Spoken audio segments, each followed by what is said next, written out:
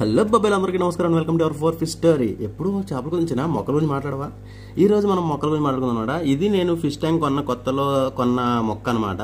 అప్పుడైతే చాలా చిన్నగా ఉండేది, కానీ గుబురుగా ఉండేది. మన చేపలు వాటిని తిని తిని తిని ఇలా తయారు చేసింది అనమాట. ఇదే మొక్క. తర్వాత మనం ఈ మొక్కనైతే తీసుకున్నాం. మన బ్యాంబూ లేడ్ సంథింగ్ ఏదో ఉంది, వాటర్ మొక్క, ఇది కూడా తీసుకున్నాం. దీన్ని అయితే మనం చిన్నగా ఉన్నప్పుడు తీసుకున్నాం. ఇది మనం పెట్టిన లైట్కి వాటికి ఇదైతే పెరిగిందనమాట. దీని వేర్లు అయితే మన చేపలు ఎప్పుడు తింటూ ఉంటాయి.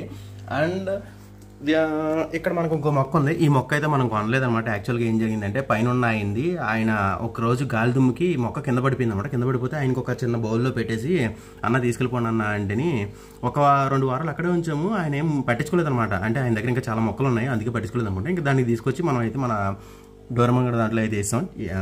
అండ్ ఈ మొక్కనే మా ఆఫీస్లో ఉంటే దాన్ని పట్టుకొచ్చేసి ఇది వాటర్లో వేస్తే పెరగదని చూస్తున్నాను. ఇవి మన దగ్గర ఉన్న మొక్కల కలెక్షన్స్. అండ్ మన దగ్గర ఖాళీగా 2 బౌల్స్ అయితే ఉన్నాయన్నమాట. ఇది చిన్న డోరేమోన్ గడికి తోడు తీసుకొచ్చినప్పుడు కొన్నది. ఇది ఏమో ఫస్ట్లో మనం కొన్న ఫిష్ ట్యాంక్ అనమాట. ఈ 2 అయితే ఇలాగే ఉండిపోయినాయి, ఖాళీగానే ఉన్నాయి.